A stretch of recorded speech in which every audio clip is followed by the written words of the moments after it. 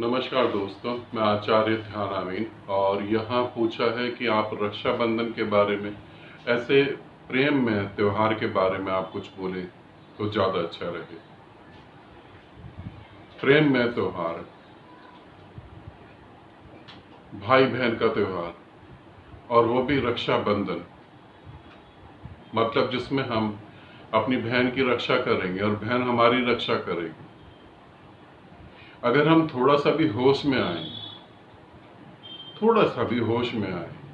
तब हमें संसार में जो हो रहा है उसके बारे में पता लगेगा। अगर मैं अपनी बहन को ये वादा करता हूं कि मैं तुम्हारी रक्षा करूंगा, तो हर साल इसे दोहराने की जरूरत क्या है? क्यों मैं इसे हर साल दोहरा रहा हूं? दोहराने से क्या मजबूत हो जाएगा? और साल में 2 बार दोहराना। हम कहते हैं कि हमें मुक्त होना है, मगर जो हमें लगता है कि उसका कोई अर्थ ही नहीं है, उससे ही हम मुक्त नहीं हो पा रहे। प्रेम का त्योहार, बहन भाई के प्रेम का त्योहार। बहन अगर किसी और लड़के को प्रेम करने लगे तो भाई कैसी मदद करता है ये तो सभी जानते हैं।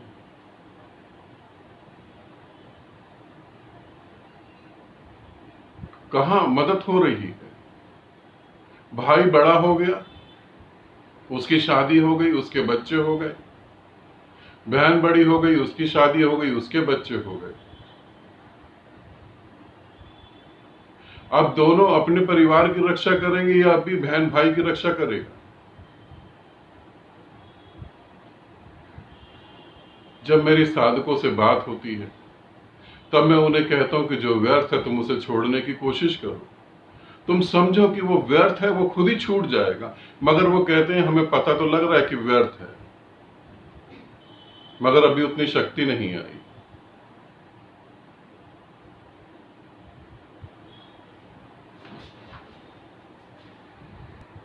उतनी शक्ति ही नहीं है।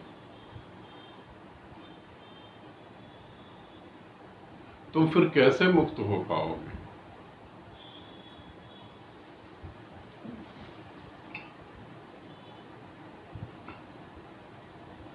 क्या अगर शुरू से तुम्हें यह नहीं बताया जाता कि ये ऐसे ऐसे त्योहार मनाया जाएगा, कोई रक्षाबंधन नहीं है पृथ्वी पर, कोई भैया दूज नहीं है पृथ्वी पर, तब तुम अपनी बहन की रक्षा नहीं करते, तब बहन तुम्हारी रक्षा नहीं करती। थोड़ा सोचो। तुम मोक्ष की बात करते हो, मुक्ति की बात करते हो, और ऐसा नहीं सोचना मेरी वीडियो देखकर कि मैं खास किसी विशेष साधिका के लिए वीडियो बना रहा हूं। मेरे साथ जीवन में ये घटा। जब मैं छोटा था, मेरी मौसी की लड़कियां आई मुझे रखड़ी बांधने, और उनके घर में भी भाई है। मैंने मना कर दिया कि मैं राखी नहीं बंधवाऊंगा। मैंने अपनी बहनों से भी बोला कि मैं राखी नहीं बनवाऊंगा, बिना राखी के भी मैं तुम्हारी रक्षा कर सकता हूं। जहां मेरे को मदद करनी होगी वहां मैं मदद करूंगा, जहां नहीं करनी वहां नहीं करूंगा। तुम राखी बांधो या ना बांधो, उससे कोई फर्क नहीं पड़ता। डांट भी पड़ी, मार भी पड़ी, मगर जो व्यर्थ है उसका कोई अर्थ ही नहीं है।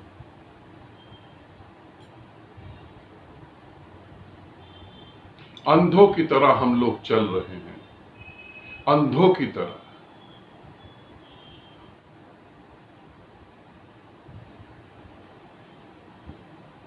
तुम कहते हो प्रेम का त्योहार है। प्रेम तो इस त्योहार में मुझे कहीं भी नजर नहीं आता, कहीं भी 1% भी प्रेम नजर नहीं आता।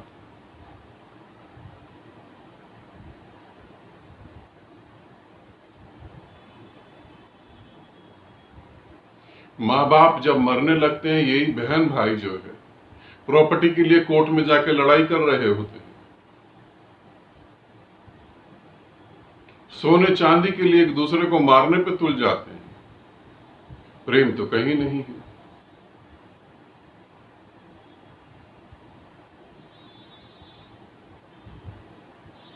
तुम्हारे को ठेस नहीं पहुंची। मैं सिर्फ अपने बारे में बता रहा हूं कि मैं इन दकियानूसी बातों को नहीं मानता।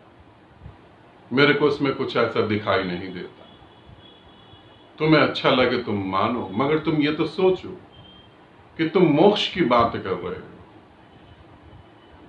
और ये फिजूल के बंधनों में बंधे हुए, इससे भी तुम छोड़ना नहीं चाहते।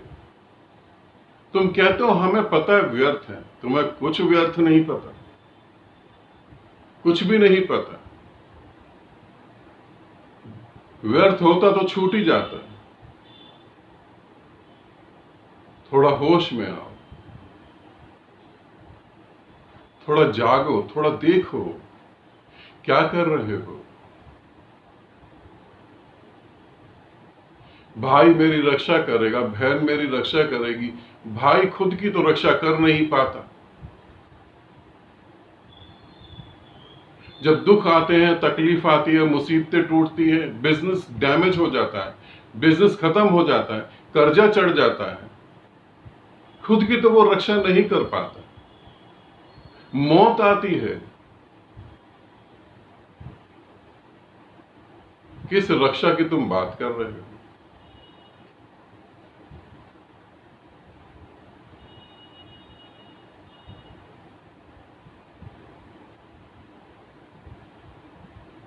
थोड़ा होश में आओ और देखो, क्या सच में तुम मुक्त होना चाहते हो?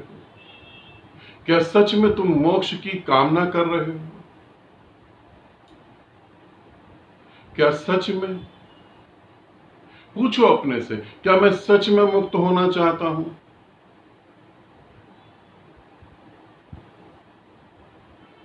उत्तर तुम्हें मिलेगा। व्यर्थ समय न गवाओ।